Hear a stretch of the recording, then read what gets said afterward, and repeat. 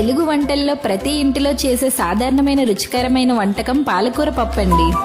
పప్పులోని proteins, పాలకూరలోని nutritions కలిసి ఈ వంటకాన్ని పోషకాహార భోజనంగా మార్చేస్తాయండి. ముందుగా కందిపప్పు కడిగి పక్కన పెట్టుకోవాలి. ఇప్పుడు ఉల్లిపాయలు, పచ్చిమిర్చి అలాగే పాలకూర కూడా తరిగి పక్కన పెట్టుకోవాలి. ఈ వంటకాన్ని నేను కాల్చెట్టిలో అదేనండి రాచిప్పలో వండుతున్నాను. సోప్ స్టోన్ లో వంట చేస్తే ఆహారానికి పాతకాలం రుచి వస్తుందండి. పాలకూర పప్పు కమ్మగా ఉంది. అలాగే పోషకాలు కూడా కాపాడబడతాయి. ముందుగా కడిగిన కందిపప్పు, నీళ్లు, తరిగిన పాలకూర, ఉల్లిపాయలు, పచ్చిమిర్చి, కొంచెం పసుపు రాచిప్పలో వేసి బాగా కలిపి తరువాత మాత్రమే స్టవ్ వెలిగించి మంటని మీడియం ఫ్లేమ్ లో పెట్టి పప్పుని ఉడికించుకోవాలి. పప్పు బాగా ఉడికాక రుచికి తగ్గ ఉప్పు, కారం వేసి బాగా కలిపి ఇంకాస్త ఉడికాక స్టవ్ ఆఫ్ చేసుకోవడమే. చివరిగా తాలింపు ఇంకా కొత్తిమీర కూడా వేసి కలుపుకోవడమే. ఈ రాచిప్పలో వండిన ఏ వంటైనా 3-4 గంటల వరకు వేడి అలానే ఉంటుందండి. ఈ సోప్ స్టోన్ ని మేము జిస్టా.com వెబ్సైట్ నుండి తీసుకున్నామండి. మీకు ఈ పాత్ర కావాలంటే జిస్టా.com వెబ్సైట్ నుంచి గానీ లేదా ఆఫ్లైన్ లో తీసుకోవాలంటే హైదరాబాద్ లో ఉన్న మెగా స్టోర్ ని విజిట్ చేయండి.